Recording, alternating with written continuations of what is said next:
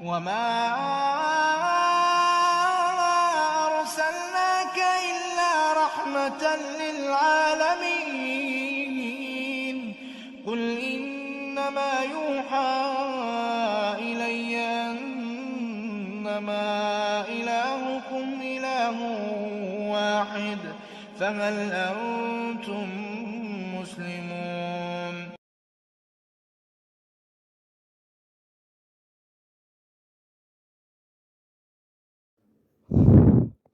اعوذ باللہ من الشیطان الرجیم بسم اللہ الرحمن الرحیم الحمد للہ والصلاة والسلام علی رسول اللہ لا حول ولا قوة الا باللہ ربی اشرح لی صدری ویسر لی امری واحلل عقدۃ من لسانی یفقہوا قولی ربی زدنی علما۔ السلام علیکم ورحمۃ اللہ وبرکاتہ۔ عزت دار بہنیں، عزت دار بھائی، پیارے بچوں، آپ سب کا ویلکم ہے اس ہمارے سیرت نبی صلی اللہ علیہ وسلم ایپیسوڈ 55 میں۔ الحمدللہ اللہ سبحانہ تعالیٰ نے ہمیں پھر سے جمع کیا ہے تاکہ ہم اس کے حبیب محمد مصطفیٰ صلی اللہ علیہ وسلم کا ذکر خیر کریں۔ الحمدللہ لاسٹ ایپیسوڈ 54 تک ہم نے رسول اللہ صلی اللہ علیہ وسلم کی مکی زندگی کو جانا، سیکھا، اور اس رسول اللہ صلی اللہ علیہ وسلم کی 13 سال کی جو زندگی گزری یہاں پر، اس میں ہم نے ان کی زندگی سے ڈھیر سارے سبق حاصل کیے۔ رسول اللہ صلی اللہ علیہ وسلم کے یہاں 13 سال میں بہت سارے دشمن بھی بن گئے۔ دشمن کوئی نہیں، اپنے رشتہ داری تھے۔ رسول اللہ صلی اللہ علیہ وسلم کو مجبوری میں مکہ چھوڑنا پڑا تاکہ اسلام کو عام کر سکیں۔ رسول اللہ صلی اللہ علیہ وسلم مکہ کو چھوڑ کر یثرب جاتے ہیں۔ یثرب میں مسلمان بے صبری سے آپ کا انتظار کر رہے تھے۔ رسول اللہ صلی اللہ علیہ وسلم وہاں جاتے ہیں، ایک نیا اسلام کو رخ ملتا ہے یثرب سے۔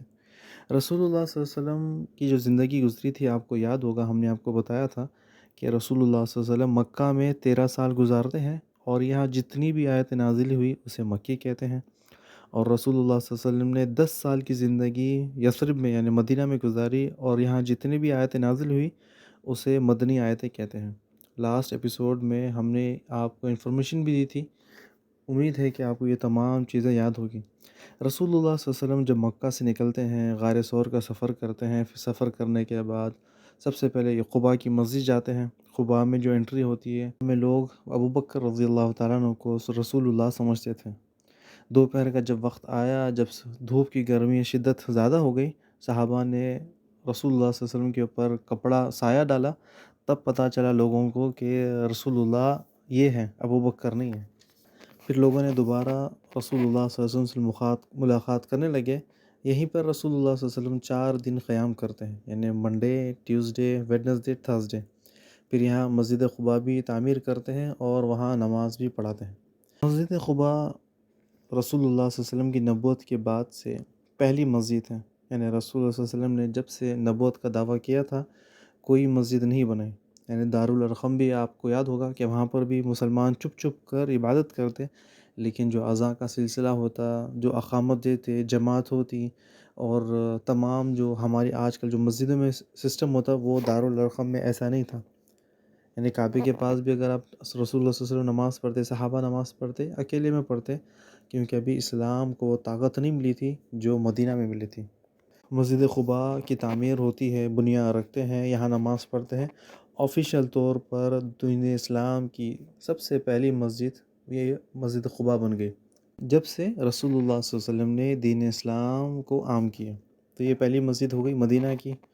مدینہ میں بھی دیکھ لے کہ اس کے بعد آہستہ آہستہ مسجدیں بننے لگی، لیکن مسجد قباء کے بارے میں ہم نے آپ کو بتایا تھا کہ اس میں ایک نماز پڑھنے کا عمرے کا ثواب ہوتا ہے، کہ جو شخص اپنے ہوٹل سے یا پھر اپنے گھر سے یا مسجد حرم سے کہیں سے بھی نکلتا ہے اور اس جگہ آتا ہے، آ کر 2 رکعت، 4 رکعت، 10 رکعت یا 100 رکعتیں بھی پڑھتا ہے، تو اسے ایک عمرے کا ثواب ملتا ہے۔ اب لوگ سمجھتے ہیں کہ 2 رکعت کا ایک ہم عمرے کا ثواب، 4 کے ڈبل، اور پھر 8 کا اور ڈبل ڈبل، یہ سوچتے ہیں، لیکن ایسے نہیں کہ اگر آپ 2 رکعت پڑھتے ہیں تو ایک عمرے کا ثواب، 2 بار پڑھتے ہیں تو بھی ایک، 4 بار پڑھتے ہیں تو بھی ایک۔ تو اسی لیے رسول اللہ صلی اللہ علیہ وسلم مکہ سے یعنی مدینہ سے، مسجد نبوی سے نکل کر یہاں پر آتے، 2 رکعت نماز پڑھتے اور چلے جاتے۔ تو یہ اس کی فضیلت ہے مسجد قباء کی۔ پھر رسول اللہ صلی اللہ علیہ وسلم یہاں سے نکلتے ہیں پیدل یثرب کی بستیوں کی طرف۔ لاسٹ ایپیسوڈ میں ہم نے جانا بھی تھا کہ جمعہ کے دن رسول اللہ صلی اللہ علیہ وسلم یہاں سے نکلتے ہیں، راستے میں جمعہ کا وقت ہوتا ہے۔ جیسے ہی راستے میں جمعہ کا وقت ہوتا ہے، رسول اللہ صلی اللہ علیہ وسلم کے ساتھ تقریباً 100 لوگ ہوتے ہیں، تو رسول اللہ صلی اللہ علیہ وسلم مسجد قائم کرتے ہیں اور وہاں پر نماز پڑھتے ہیں۔ بعد میں اس مسجد کا نام مسجد جمعہ ہو گیا۔ یہ میں آپ کو میپ میں شیئر کرتا ہوں، آپ دیکھیں، امید ہے کہ آپ کو سمجھ میں آ جائے گا کہ پہلے مسجد قباء سے رسول اللہ صلی اللہ علیہ وسلم پیدل چلتے ہیں مدینہ کی طرف۔ راستے میں جمعہ کا وقت آ گیا تو نماز جمعہ پڑھی، اس کے جو مسجد کا نام مسجد جمعہ ہو گیا۔ پھر اس کے بعد یہاں سے پھر رسول اللہ صلی اللہ علیہ وسلم سے آگے بڑھتے ہیں۔ اب یہاں دیکھیں کہ دین میں یہاں سے کثرت سے مسجد تعمیر ہوتی ہیں۔ اب اس کے بعد دنیا کے کونے کونے میں کہیں مسجد چھوٹی ہے، کہیں بڑی ہے، کبھی بلڈنگ میں ہے، کبھی کہیں مال میں ہے، ہر جگہ مسجد تعمیر ہونے لگی۔ یعنی رسول اللہ صلی اللہ علیہ وسلم نے پہلی مسجد کی بنیاد رکھی مسجد قباء، اس کے بعد مسجد جمعہ بنائی، مسجد جمعہ بنانے کے بعد ایک اور مسجد، تو اسی طرح دنیا میں آہستہ آہستہ آہستہ دیکھیے بے شمار تعداد میں الحمدللہ مسجدیں موجود ہیں۔ اب یہ دیکھیں جو میپ میں آپ کے سامنے میں شو کر رہا ہوں کہ رسول اللہ صلی اللہ علیہ وسلم قباء میں آتے ہیں، انٹری کرتے ہیں، اس کے بعد مسجد تعمیر کرتے ہیں، پھر مسجد، اس کے بعد راستے میں جمعہ، یہ جمعہ کے بعد پھر مسجد نبوی کی طرف آگے بڑھتے ہیں۔ جیسے ہی آپ کے مبارک قدم اس زمین پر پڑتے ہیں، آپ جیسے ہی اس میں تشریف لاتے ہیں، اس شہر کا نام ہی بدل جاتا ہے۔ پہلے اس شہر کو یثرب کہا جاتا تھا، لیکن اب کہا جانے لگا تھا مدینۃ الرسول، یعنی رسول کا شہر۔ مختصر طور پر آج ہم لوگ سب اسی کو مدینہ کہتے ہیں۔ تمام لوگوں کو اس شہر سے اتنی محبت ہو گئی، اتنی زیادہ محبت ہو گئی کہ اس کو رسول کا شہر کہنے لگے۔ رسول کے شہر سے لوگوں کی زبان پہ ایسا راز آیا کہ اس کا نام یثرب سے بدل کر اب ہو گیا مدینہ۔ پہلے یہ تھا کہ جو مدینہ میں ایک چھوٹی سی بستی تھی، پھر اس کے بعد آگے ایک چھوٹی بستی تھی، پھر آگے چھوٹی بستی، یعنی آپ پہلے جو تھے چھوٹے چھوٹے بستیاں تھے، ہر جگہ آپ کو مسجدیں نظر آئے گی۔ لیکن بعد میں جب ابھی مسجد نبوی کی جو تعمیر ہے وہ بہت بڑی ہے، یعنی ابھی اس کی جو لینڈ ہے اس کو آس پاس کے جو ہوٹل ہیں اس کو توڑ توڑ کر بہت مسجد کی جو زمین ہے اس کو بڑی کر دی۔ پہلے تو مختصر تھی۔ اسی طرح مدینہ بھی چھوٹے چھوٹے گروپوں میں، چھوٹے چھوٹے بستیوں میں، چھوٹے چھوٹے محلوں میں، چھوٹے چھوٹے گلیوں میں تقسیم تھا۔ تو جب رسول اللہ صلی اللہ علیہ وسلم کے بعد، صحابہ کے بعد، تابعین کے بعد، عثمانی خلیفت، عباسی خلیفت، اس کے بعد اور جتنے خلافتیں آتے گئیں تو یہ مزید ایکسپینڈ ہوتے گئیں۔ اب جیسے ہی رسول اللہ صلی اللہ علیہ وسلم مدینہ میں انٹری کرتے ہیں، انصار کے بچے، بوڑھے، بڑے، جوان، عورتیں، ہر کوئی آپ سے ملنے کی خواہش رکھتا تھا۔ یعنی یہ تاریخ کا ایک بہت بڑا دن شمار ہو گیا کیونکہ رسول اللہ صلی اللہ علیہ وسلم اس شہر میں آ گئے تھے۔ مدینہ کی ہسٹری میں یہ سب سے بڑا دن اسی لیے کیونکہ تمام لوگ ایک بہت بڑی تعداد میں رسول اللہ صلی اللہ علیہ وسلم کا استقبال بھی کرتے ہیں، ان سے ملنے کے لیے بھی ٹھہرتے ہیں، ان کا انتظار بھی کرتے ہیں، اور حتیٰ کہ جو وقت آتا، وقت کے رسول، ان کی جو مرادیں تھیں، ان کی جو خواہش تھی ان کو دیکھنے کی، وہ بھی پوری ہو جاتی ہیں۔ جب سے مکہ سے رسول اللہ صلی اللہ علیہ وسلم نکلے تھے اور اب مدینہ میں تقریباً 10 دن ہو گئے رسول اللہ صلی اللہ علیہ وسلم کو، اب یہاں پر رسول اللہ صلی اللہ علیہ وسلم کا استقبال ہوتا ہے، لوگوں کے آنکھوں میں آنسو ہوتے ہیں، دل میں خوشی ہے کہ ہر کسی کی خواہش ہے کہ رسول اللہ صلی اللہ علیہ وسلم ہمارے گھر کے مہمان بنیں۔ انصار تو امیر نہیں تھے مگر ان کی آرزو تھی کہ رسول اللہ صلی اللہ علیہ وسلم ان کے گھر میں آ جائیں، ان کے ایک دن کے تو مہمان تو بن جائیں، کسی طرح ایک دن کا کھانا تو ارینج کر دیں، یعنی قرض لے کر کسی کا ہم بعد میں قرض دے دیں، لیکن کم سے کم رسول اللہ کو اپنے گھر کا تو مہمان تو بنا دیں۔ لوگوں کی خواہش تھی اور لوگ جو قصبہ اونٹنی تھی اس کی نکیل کھینچتے اپنے طرف کرتے اور کہتے کہ یا رسول اللہ صلی اللہ علیہ وسلم، ہمارے گھر کا فرش آپ کے لیے انتظار کر رہا ہے، گھر میں آپ کی حفاظت کا سامان ہے، آپ ہمارے گھر میں آ جائیں۔ رسول اللہ صلی اللہ علیہ وسلم نے کہا کہ اس اونٹنی کو چھوڑ دو، جس گھر کے پاس وہ جا کر بیٹھ جائے گی میں وہیں رہوں گا۔ یعنی رسول اللہ صلی اللہ علیہ وسلم کے چاروں طرف لوگ اور رسول اللہ صلی اللہ علیہ وسلم کی حفاظت کرنے والے آپ کے ننیال جو بنو نجار والے ہیں، وہ کیوں بنو نجار اسی لیے آپ کی حفاظت کر رہے ہیں، کہیں کوئی دشمن آ کر آپ پر حملہ نہ کر دیں، کہیں پیچھے سے نہ آگے سے کہیں سے، بنو نجار والے آپ کی حفاظت کر رہے تھے۔ اور ان کی خواہش بھی تھی کہ رسول اللہ صلی اللہ علیہ وسلم ہمارے رشتہ دار ہیں تو وہ ہمارے گھر پر آ کر رکیں گے، لیکن رسول اللہ صلی اللہ علیہ وسلم نے کہا اونٹنی اللہ سبحانہ وتعالیٰ کی طرف سے معمور ہے، جہاں یہ بیٹھے گی میں وہیں پر رہوں گا۔ غزوہ چلتے چلتے ایک جگہ جا کے بیٹھ جاتی ہے جہاں آج مسجد نبوی ہے. آج مسجد نبوی تو بہت بڑی ہے، تو جہاں پر مسجد پہلے بنائی تھی وہاں پر آ کے بیٹھ جاتی ہے. پھر وہاں سے اٹھتی ہے، پھر آگے بڑھتی ہے، پھر واپس اسی جگہ آ کر بیٹھ جاتی ہے جہاں پہلے آئی تھی. لوگوں کی نظریں اونٹنی کے اوپر تھی اور یہ سوچ رہے تھے کہ کس قسمت جاگے گی، کون وہ شخص ہے جو رسول اللہ صلی اللہ علیہ وسلم کو اپنے گھر پر لے جائے گا. یعنی سب بے صبری سے انتظار کر رہے تھے کہ یہ اونٹنی ہمارے گھر کے پاس آئے، ہمارے گھر کے پاس آئے. لیکن اونٹنی پھر اسی جگہ پر جہاں سب سے پہلے بیٹھی تھی وہاں پر آتی ہے اور وہاں پر بیٹھ جاتی ہے.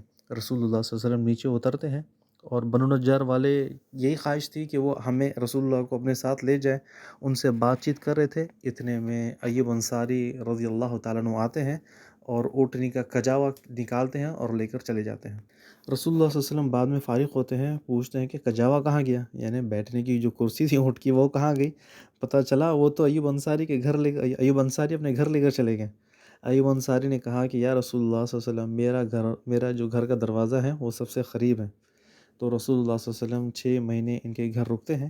اور ہم نے آپ کو یاد ہوگا کہ ہم نے پچھلے ایپیسوڈ میں بتایا تھا کہ رسول اللہ صلی اللہ علیہ وسلم کو ایوب انصاری لے کر جاتے ہیں اور اونٹنی کو اسد بن زرارہ یاد ہوگا کہ وہ شخص ہے جو مصعب بن عمیر ان کو دعوت دیتے ہیں اور یہ اسلام قبول کرتے ہیں. اور مصعب بن عمیر انہی کے گھر رہتے ہیں 1 سال اور یہ مل کر مدینہ میں اسلام کی دعوتیں عام کر رہے ہیں.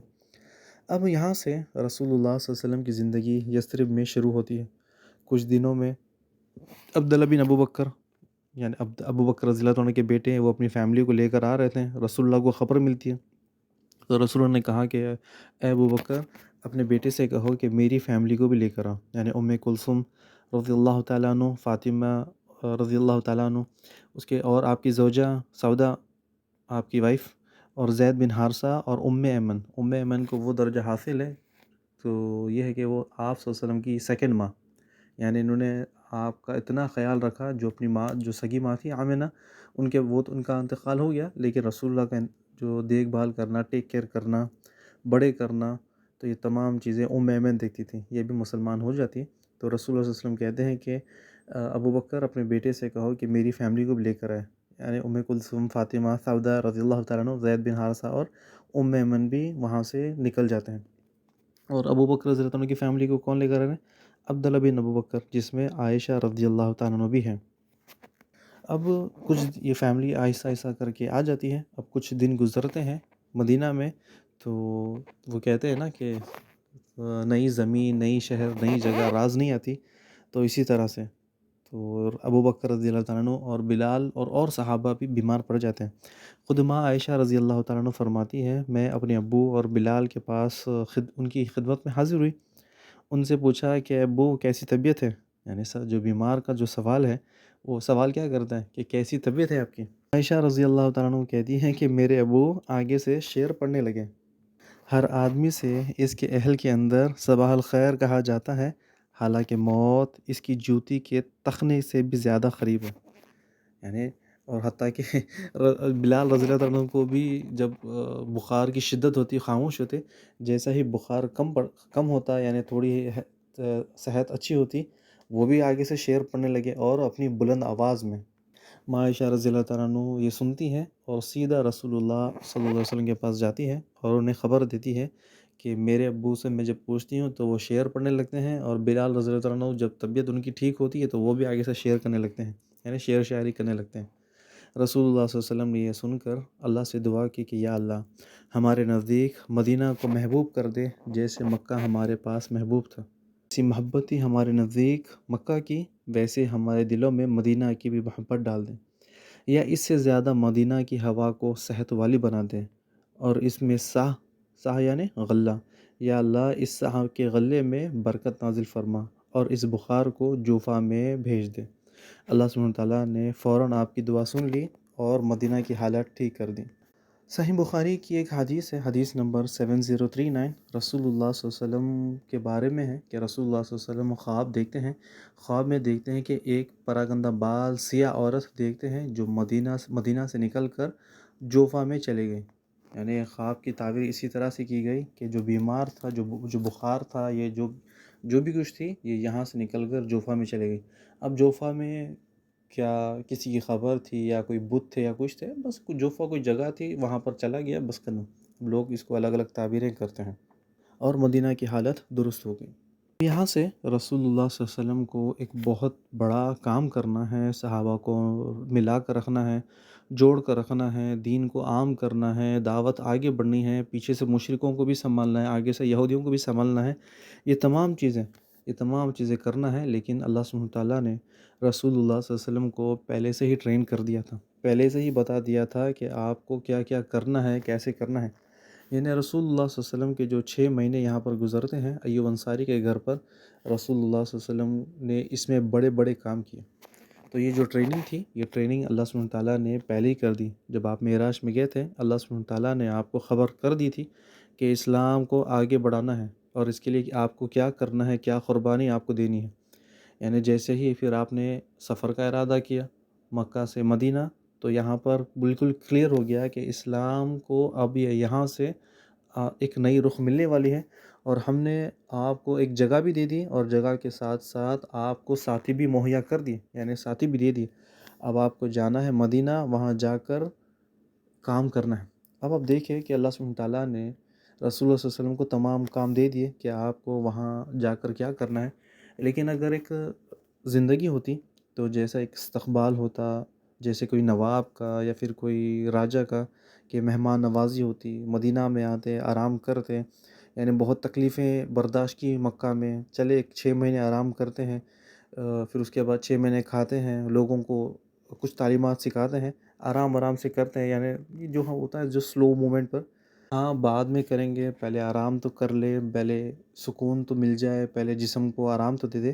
لیکن رسول اللہ صلی اللہ علیہ وسلم نے 6 مہینے میں وہ بڑے بڑے کام کر دیے جو ہم سوچ کے بھی آج ہماری ہمت نہیں ہوتی۔ اللہ سبحانہ تعالیٰ نے آپ کو فرما دیا ہم آپ کے ساتھ ہیں، اور آپ کی مدد کے لیے آپ کو جان دینے والے مہاجر، یعنی جو مکہ سے ساتھی تھے وہ دے دیے، اور مال خرچ کرنے کے لیے انصار تھے، جو مدینہ کے لوگ ہیں۔ اللہ سبحانہ تعالیٰ نے آپ کو ایسے لوگ دے دیے جو جان بھی دیتے ہیں آپ کے لیے، اور اپنا مال بھی خرچ کرتے ہیں۔ اب آپ کو یہاں سے اللہ کی بڑائی کرنی ہے، یعنی اللہ کی بڑائی تو سوچے کہ ہم جو کہتے ہیں آج اللہ اکبر، یعنی اللہ اکبر کہتے ہیں یا مانتے ہیں، یا پھر اپنی زبان سے ہم کہتے ہیں اللہ اکبر، لیکن رسول اللہ صلی اللہ علیہ وسلم، صحابہ، تابعین نے اللہ کو بڑا مانا، جانا اور منوا بھی دیا۔ یعنی لوگ جو کہتے ہیں کہ ہم صرف اللہ اکبر، اللہ بڑا ہے، اور پیچھے اپنے کارنامے کرتے رہتے ہیں، وہ بس اپنی زبان سے کہتے ہیں اللہ اکبر، چاہے نماز میں ہو یا پھر تکبیر میں ہو یا پھر کہیں پر بھی ہو، عیدوں میں، لیکن صرف اپنی زبان سے کہتے ہیں۔ لیکن صحابہ نے اسے جانا، مانا اور منوایا بھی کہ اللہ بڑا ہے۔ صحابہ کرام نے کیسے اللہ سبحانہ تعالیٰ کو بڑا بنایا، بڑا سمجھا جانا، قرآن مجید میں اللہ سبحانہ تعالیٰ سورہ حج کی آیت نمبر 39 میں فرماتا ہے اُذِنَ لِلَّذِينَ يُقَاتِلُونَ بِأَنَّهُمْ ظَالِمُونَ، جو مسلمانوں کے ہاتھ اللہ سبحانہ تعالیٰ نے باندھ دیے تھے، اب انہیں اجازت دی جاتی ہے کہ ظالم کو مارے، اگر وہ ایک مارتا ہے تو تم اسے 10 مارو، اب تمہارے ہاتھ کھلے کر دیے ہیں، یعنی کھول دیے ہیں۔ یعنی آپ کو یاد ہوگا ہم نے آپ کو بتایا تھا کہ مکہ میں صرف رسول اللہ صلی اللہ علیہ وسلم نے اپنا ہاتھ اٹھانے سے منع کیا ہے کہ کوئی بھی کتنا بھی مارے آپ ہاتھ نہ اٹھائیں۔ ہم نے آپ کو بتایا تھا کہ اگر کوئی شخص علی رضی اللہ تعالیٰ عنہ، حمزہ رضی اللہ عنہ، عمر بن خطاب رضی اللہ عنہ، ان کو کوئی مارے تو پھر وہ بھی پلٹ کر مار سکتے تھے، ان کے پاس اتنی طاقت تھی، ان کے پاس اتنی ہمت تھی، ان کے پاس اتنا جوش تھا، لیکن اللہ سبحانہ تعالیٰ نے آپ صلی اللہ علیہ وسلم کو ابھی تک ہاتھ اٹھانے کا اجازت نہیں دی تھی۔ اب جیسے ہی مدینہ میں رسول اللہ صلی اللہ علیہ وسلم آتے ہیں، اللہ سبحانہ تعالیٰ نے آپ رسول اللہ اور صحابہ کو بتا دیا کہ اب ہاتھ آپ کے کھلے ہیں، اگر کوئی اب آپ پر ظلم کرتا ہے تو پھر آپ اس کا ظلم کا بدلہ اسے واپس کریں۔ اب یہاں سے مارنا، توڑنا یا آگے بڑھنے، اس کا فائدہ کیا ہے؟ یعنی ایک صحابہ، رسول اللہ صلی اللہ علیہ وسلم یا عام لوگوں کا یہ جہاد کرنا یا لوگوں کو اپنی طاقت دکھانا، اب ہمیں طاقت مل گئی، ہمارا ٹارگیٹ کیا ہے، ہمارا عام ایم کیا ہے؟ تو اللہ سبحانہ تعالیٰ نے بتا دیا کہ تمہیں اللہ کی بڑائی بیان کرنی ہے۔ یعنی اگر تمہارے ہاتھ کھل گئے، تمہارے پاس طاقت آ گئی، تمہارے پاس مال جمع ہو گیا، تو اب تمہیں کیا کرنا ہے؟ اپنی بڑائی بیان کرنا ہے یا اللہ کی؟ تو اللہ کے رسول صلی اللہ علیہ وسلم نے، صحابہ نے یہ صرف اپنی بڑائی کے لیے نہیں کیا، یعنی دین کے لیے کیا۔ جب طاقت ملی تو جو کچھ کیا وہ اللہ کی خاطر، دین کی خاطر۔ ان کا ایم ٹارگیٹ یہ تھا کہ اللہ کی زمین پر نماز قائم کریں، زکوٰۃ قائم کریں، نیکی کی دعوت دے، برائی سے روکیں، اور ہر معاملے میں اللہ سبحانہ تعالیٰ کی طرف لوٹیں۔ کہ صحابہ میں کتنے ایسے صحابہ ہیں جو مالدار ہیں، لیکن عمر بن خطاب رضی اللہ تعالیٰ عنہ، ابو بکر رضی اللہ تعالیٰ عنہ، ان لوگوں نے جتنی محنتیں کی، جو کچھ کیا، وہ کس کے لیے کیا؟ اللہ کی خاطر۔ رسول اللہ کا ٹارگیٹ، صحابہ کا ٹارگیٹ، ابو بکر، عثمان، علی، اس کے بعد کے جتنے صحابہ ہیں، ان کے تابعین ہیں، ان کا کیا ٹارگیٹ تھا؟ کہ کسی بھی طرح انسانیت کو جہنم سے بچا لیا جائے۔ یعنی شیطان نے بہت سے لوگوں کو جہنم میں داخل کروا دیا تھا۔ اب جو شیطان کی چین ہے اسے روکنا ہے، اسے توڑنا ہے، تو اب اس کے لیے کیا کرے؟ اب اللہ کی زمین پر اللہ کی بڑائی بیان کرنی ہے، لوگوں کو نصیحت کرنی ہے، نیکی کی طرف دعوت دینا ہے، برائی سے روکنا ہے، نماز قائم کرنا ہے، زکوٰۃ کے بارے میں ان کو بتانا ہے، اسلامی رولز ان کو بتانا ہے، کیونکہ ہر انسان مرنے کے بعد اللہ سبحانہ تعالیٰ کے پاس جمع ہوگا، اور جب جمع ہوگا تو اسے پتہ چلے گا کہ بھئی مجھے تو کچھ پتہ ہی نہیں تھا۔ اسی لیے صحابہ نے جتنی ان کی استطاعت تھی، جتنا ان کا ایمان تھا، اس کے دم پر کوشش کی کہ کسی بھی طرح دین ہم تک پہنچے۔ اپنی جان بھی لٹا دی، اپنا مال بھی لٹا دیا، گھر لٹا کر، اپنے بیوی بچوں کو مروا کر دین ہمارے گھر تک پہنچایا۔ ہمارے لیے ایک ایک صحابی کی مثال ہے۔ آگے جا کے اگر موقع ملتا ہے تو ہم آپ کو بتائیں گے کہ صحابیہ نے کیا ہمارے لیے کیا، لیکن ایک مثال ابو بکر رضی اللہ تعالیٰ عنہ کی میں دیتا ہوں، اس کے بعد آگے بڑھتے ہیں کیونکہ ہمارے پاس وقت بہت کم ہے۔ ابو بکر رضی اللہ تعالیٰ عنہ ایک تاجر تھے۔ ایمان لانے سے پہلے ان کے پاس بڑا مال تھا۔ جب اسلام میں داخل ہوتے ہیں، مال پانی کی طرح خرچ کرتے ہیں۔ آپ کو یاد ہوگا کہ مشرک لوگ بلال رضی اللہ تعالیٰ عنہ کو، خباب بن ارد رضی اللہ تعالیٰ عنہ کو کتنا مارتے اور صحابہ کو کتنا ان پر ظلم ڈھاتے۔ تو جیسے ہی ابو بکر رضی اللہ تعالیٰ عنہ کو پتہ چلتا کہ ظلم حد سے زیادہ بڑھ گیا، تو جاتے اور غلاموں کو منہ مانگی قیمت پر خرید لیتے۔ ابو بکر رضی اللہ عنہ کو آنکھوں سے برداشت نہیں ہوتا کہ بلال کی تڑپ، احد احد، خباب بن ارد کی تڑپ، تو پھر ان کے مالک سے پوچھتے کیا تم اسے بیچو گے؟ وہ کہیں گے ہاں بیچیں گے۔ تو بولو تمہاری قیمت کیا ہے؟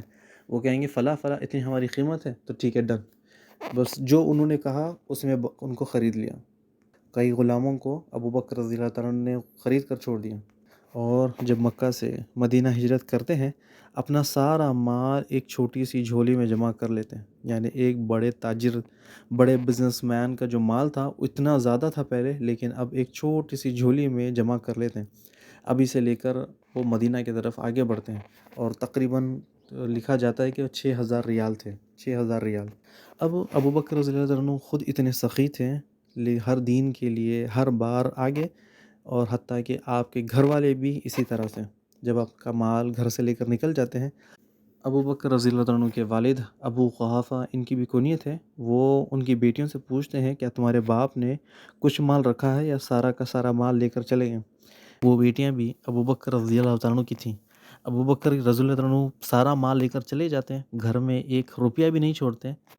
بیٹیاں کیا کرتی ہیں کہ کچھ جھولیوں میں یعنی کپڑوں میں پتھریں رکھتی ہیں، اور لا کر بتاتی ہے کہ دادا ابو کہ اب والد نے یہ مال چھوڑ کر گیا ہے۔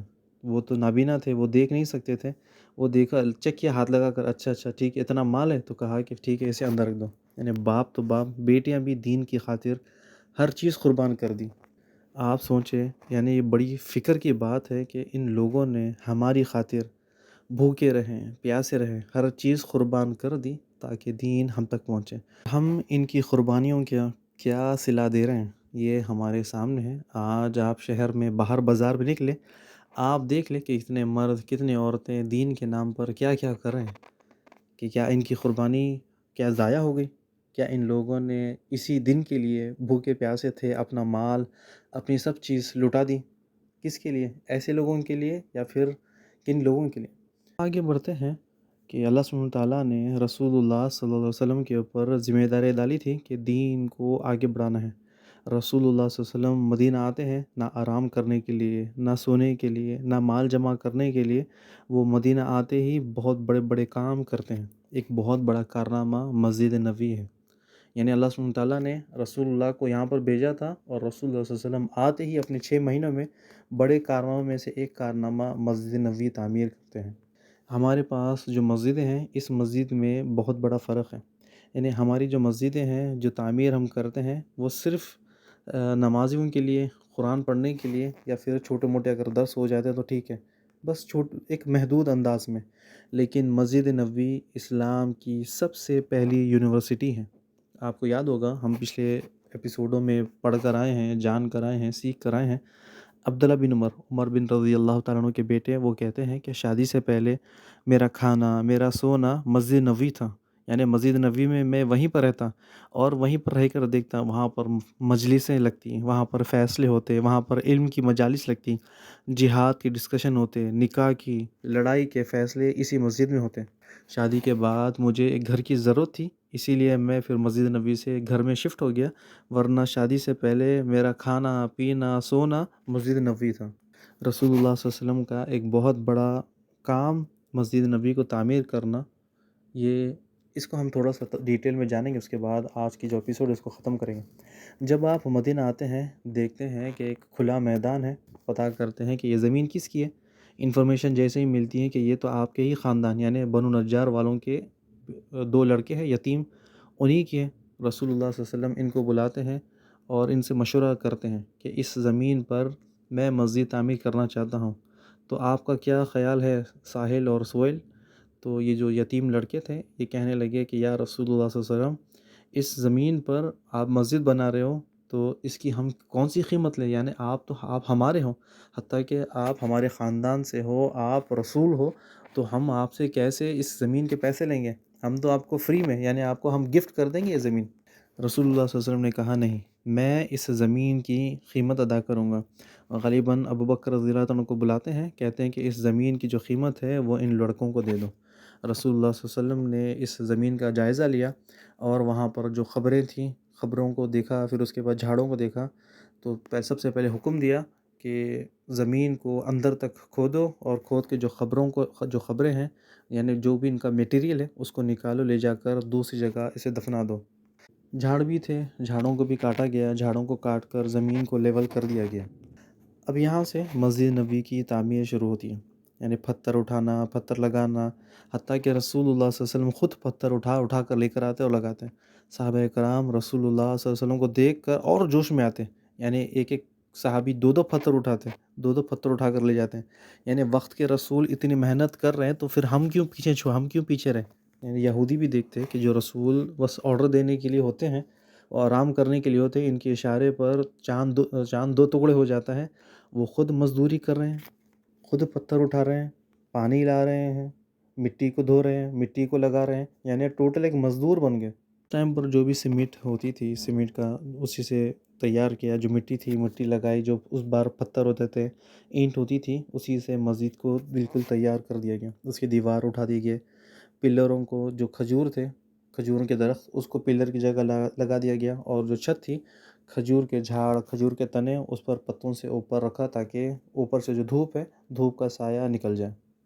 اور جو فرش تھی، فرش پر نرم مٹی ڈال دی تاکہ تھوڑی سی نرمی آ جائے، اور اس طرح مسجد تعمیر ہو گئی۔ لیکن گرمیوں میں اتنی خطرناک گرمی کہ آپ پتہ ہے کہ صحرا کی گرمی، اور صحرا کی گرمی چھوڑے، جب بارش ہوتی تھی تو فرش پورا کیچڑ ہو جاتا تھا، حتیٰ کہ رسول صلی اللہ علیہ وسلم کیچڑ میں نماز پڑھتے۔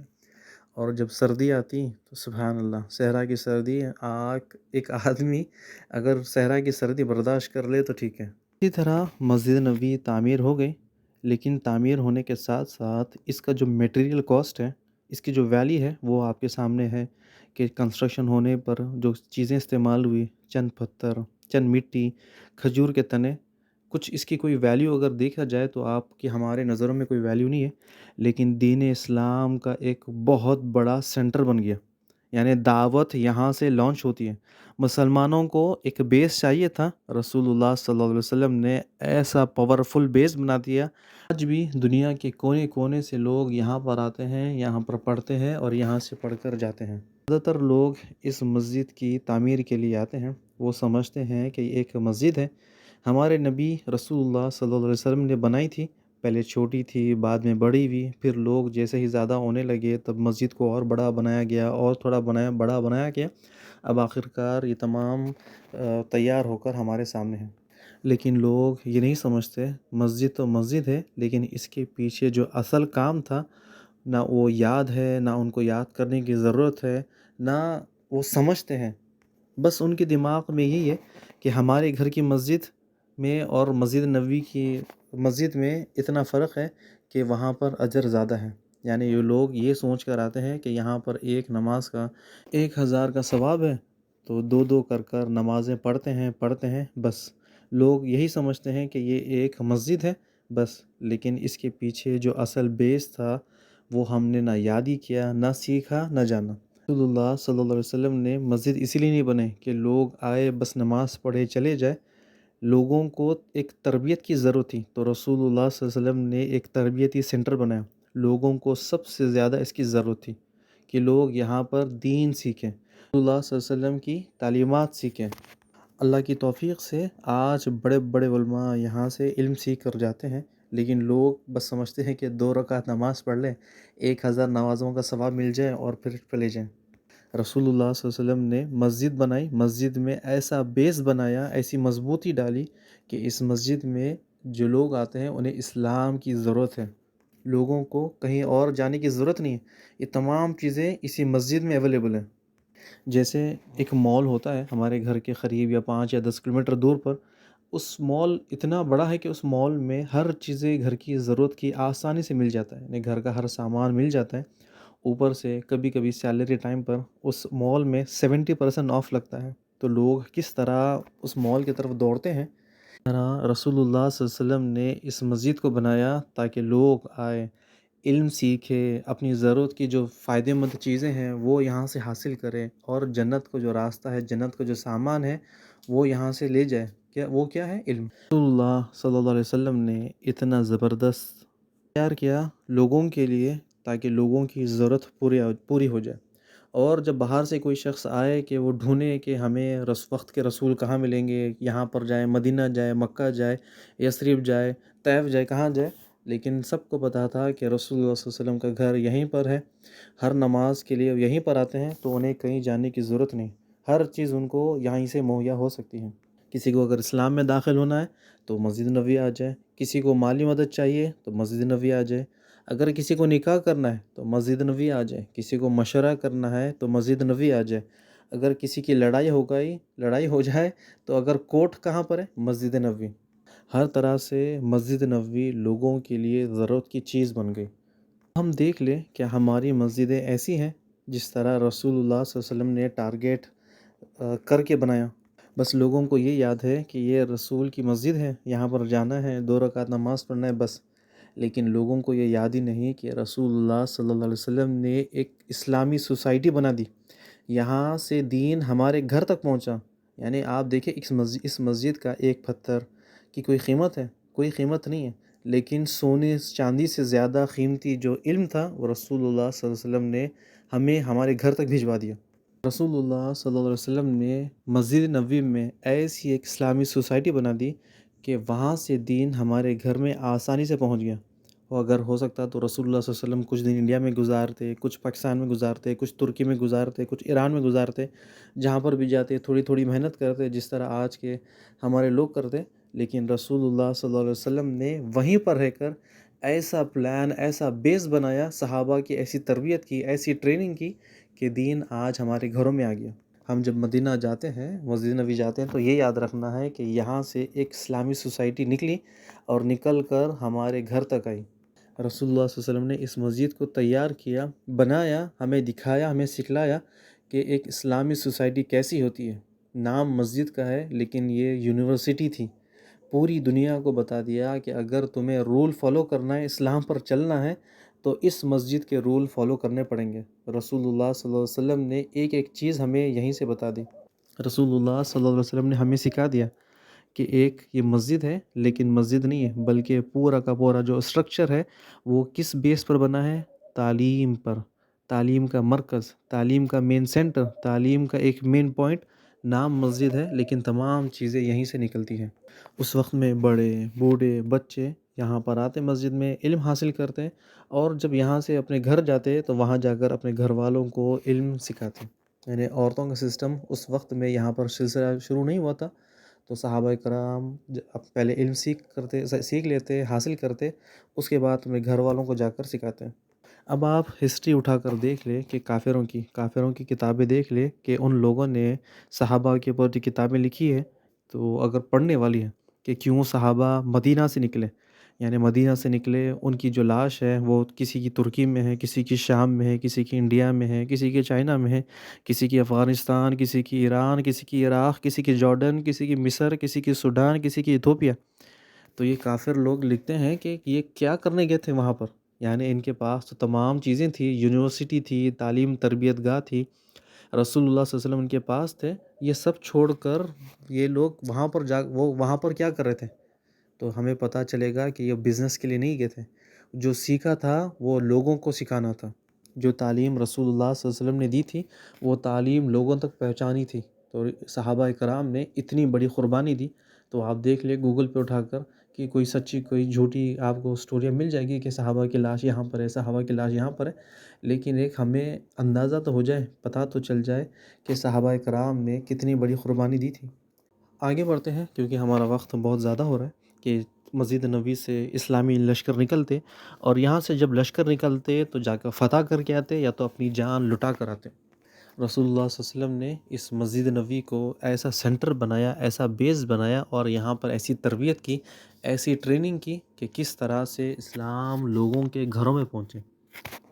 اور جب ہم مسجد نبوی جاتے ہیں تو ہمیں سوچنا چاہیے کہ رسول اللہ صلی اللہ علیہ وسلم کی قربانی، صحابہ کی قربانی، اور ہم وہاں پر جاتے ہیں، جا کر بس سیلفی کھینچتے ہیں یا پھر گھومنے پھرنے لگتے ہیں، کھجوریں ڈھونڈنے لگتے ہیں، بازاریں جانے لگتے ہیں، ہمیں یہ یاد ہی نہیں رہتا کہ ان گلیوں میں صحابہ کرام رسول اللہ صلی اللہ علیہ وسلم بھوکے گھوم رہے ہیں۔ ماں عائشہ رضی اللہ عنہ کی خود حدیث ہے کہ 2 مہینے ہمارے گھر چولہا نہیں جلتا، اور ہمیں کھجوروں کی فکر ہوتی ہے، ہمیں اسلامی تاریخ کا ہمیں نام و نشان نہیں پتہ، ہم بس وہاں جاتے ہیں بس پکچریں کھینچنے کے لیے، کھجوریں ڈھونڈنے کے لیے، ہمیں نہ اسلام کی تاریخ سے کچھ لینا دینا ہے، نہ اسلام کے بارے میں ہمیں جاننا ہے، نہ کبھی ہم نے وہاں کی جا کے لائبریری میں جھانکا، نہ کبھی ہم وہاں جا کر علماء کرام سے ملتے ہیں، ان سے بات چیت کرتے ہیں۔ ہمارے پاس بس یہی فکر ہے کہ ہم یہاں سے کھجور کیسے لے جائیں، کتنے لے جائیں۔ اکثر لوگ، ہم خود دیکھتے ہیں کہ اکثر لوگ خود مدینہ چھوڑتے وقت ان کے دل میں یہی فکر ہوتی ہے کہ سامان زیادہ ہو گیا، کھجوریں زیادہ ہو گئیں، کیسے کھجوریں نکالیں۔ ہر کسی کی سوچ جب مسجد نبوی چھوڑتے ہیں، ان کی سوچ، ان کے دماغ میں یہی چلتا ہے کہ میرا لگیج زیادہ ہو گیا، زمزم الاؤ نہیں ہے، کتنا زمزم الاؤ ہے، کہ کھجور لے جا سکتے ہیں یا نہیں لے جا سکتے، کتنا پانی اپنے بیگ میں ڈال کر لے جائیں، بس ان کی یہی سوچ ہے۔ ہمارے بھائیوں کو یہ فکر ہی نہیں ہوتی، ہمارے بہنوں کو یہ فکر نہیں ہوتی کہ رسول اللہ صلی اللہ علیہ وسلم نے اس مسجد کو بنایا تھا تعلیم کے لیے۔ ہم وہاں پر جائے کچھ تعلیم تو سیکھ لیں، لیکن ہمیں نہ رسول اللہ صلی اللہ علیہ وسلم کے بارے میں جاننا ہے، نہ ان کی زوجہ کے بارے میں جاننا ہے، نہ ان کے بچوں کے بارے میں جاننا ہے، نہ صحابہ کرام کی قربانیاں ہمیں دیکھنی ہیں، کون سی گلی میں کون سے صحابہ بیٹھتے تھے، کون سی گلی میں کون سے صحابہ کرام دین کی دعوت دیتے تھے، ہمیں ان سے لینے دینا تھوڑی ہے۔ بس ہمیں یہ فکر ہوتی ہے کہ کس طرح یہاں سے جائے بازار میں جائے، ہمارے رشتہ دار کے لیے ایک جانماز خریدیں، ان کے لیے تسبیح خریدیں، ان کے لیے اوڑھنی خریدیں، ان کے لیے کوئی برقع عبایا پہ لے لے، بس کسی کو تحفہ دینا ہے، بس ہمارے دماغ میں یہی چلتا ہے۔ ہمیں کسی کو تحفہ دینا ہے، کسی کی زندگی سنوارنا ہے، تو ہمیں سب سے پہلے رسول اللہ صلی اللہ علیہ وسلم کا مقصد جاننا ہے، اور مسجد نبوی کا بنانے کا جو مقصد تھا وہ ہمیں سیکھنا ہے اور سکھانا ہے، یعنی تعلیم علم سیکھنا ہے اور سکھانا ہے۔ یہ باتیں منہ سے اسی لیے نکل گئی کیونکہ ہمیں احترام کرنا ہے اس مسجد کا، وہاں پر ہم صرف گھومنے کے لیے، پھرنے کے لیے، ہمارا یہ مقصد ہونا نہیں چاہیے۔ ہمیں پتہ ہی نہیں کہ یہاں سے اسلامی لشکر جاتا بھی تھا، ہمیں پتہ نہیں کہ یہاں پر کس کا گھر تھا، یہاں پر کس کا گھر تھا، ہمیں اس بات کا نہ اندازہ ہوتا ہے، نہ خیال ہوتا ہے کہ ہمیں 7 دن ملتے ہیں، 10 دن ملتے ہیں کہ کہیں ہم کسی علماء کرام کو ملے، کسی کو پکڑے، ان سے بات کریں، ان سے پوچھے کہ ہمیں رسول اللہ صلی اللہ علیہ وسلم کی ہسٹری بتائے کہ گھر کہاں تھا، حجرے کہاں تھے، ابو بکر کا، عمر اور عثمان رضی اللہ عنہ کا گھر کہاں تھا، علی رضی اللہ عنہ کا گھر کہاں تھا، کون سی جگہ بیٹھ کر وہ سیکھتے تھے، کہاں پر وضو کرتے تھے، کہاں پر حمام تھے۔ لیکن ہم یہ سب چیزیں چھوڑ کر سب لوگوں کو اکثر میں دیکھتا ہوں کہ جیسے ہی نماز ختم ہوتی ہے ماشاءاللہ بازاروں میں گھس جاتے ہیں. جو اصل مقصد تھا تو وہ تو بھول ہی گئے. یعنی ایک ہی سوال چلتا ہے، کیا خریدوں، کس کے لیے خریدوں؟ بس ان کو تحفہ دینا ہے، ان کو ناراض کرنا ہے، ان کو ناراض نہیں کرنا ہے، ان کو دینا ہے. یہ تمام چیزیں، تمام پلاننگ مسجد میں ہوتے ہیں اور اصل جو مقصد ہے وہ وہیں پر رہ جاتا ہے. رسول اللہ صلی اللہ علیہ وسلم نے اس بیس میں، اس مسجد میں ایسی پلاننگ بنائی کہ دنیا کے کونے کونے میں اسلام گیا. یہ ہمیں جاننا ہے. یہاں سے اللہ اکبر کے نعرے بھی لگتے تھے. یہاں سے جب اسلام کی لشکر نکلتے تھے، فتوحات ہوتے تھے، صحابہ نکلتے تھے اللہ سبحانہ تعالیٰ کی زمین پر اللہ کو بڑا کرنے کے لیے، تو پھر ہمیں وہ چیزیں چھوڑ کر اپنے بازار کی چیزیں، کھجور، پانی زمزم، ان چیزوں کے بارے میں سوچنا نہیں چاہیے. دیکھیے صحابہ کرام جب یہاں سے نکلتے تھے وہ کس کے لیے نکلتے تھے؟ اللہ سبحانہ تعالیٰ کی خاطر. لوگوں کو بتانا تھا، سکھانا تھا، دکھانا تھا کہ ہم اللہ اکبر کے معنی جانتے ہیں، اور اللہ اکبر کے معنی کیا ہے کہ اللہ بڑا ہے. ہم نہ کسی کے سامنے جھکتے ہیں، چاہے وہ بادشاہ ہو، چاہے وزیر ہو، چاہے وہ کتنا بھی بڑا امیر ہو. ہم کسی کے سامنے نہیں جھکتے، نہ کسی کی اہمیت اتنی ہے کہ ہم اس کے سامنے جھکیں. ہمارا رب، ہمارا بڑا اللہ ہے. تو یہ مسجد نبوی کی تعلیمات تھی کہ جو ہم اصل میں اس کا جو مقصد ہے وہ ہم بھول چکے ہیں. اچھا، آج کے جو ایپیسوڈ ہے وہ بڑا لمبا ہوتا ہے. آج کے جو ایپیسوڈ ہے اس کو روکتے ہیں. آپ سے سوال کر لیتے ہیں کہ ہمارے بھائی بہن کمنٹس میں ہمیں جواب دے دیں. پچھلے سوال کا جواب آپ کو یاد ہوگا کہ رسول اللہ صلی اللہ علیہ وسلم کے ساتھ 3 اور لوگوں نے سفر کیا تھا. یعنی ٹوٹل 4 تھے رسول اللہ کو ملا کر. ایک تھے رسول اللہ خود، دوسرے تھے ابو بکر، تیسرے تھے عبداللہ بن اریقت، اور چوتھے تھے عامر بن فریحہ.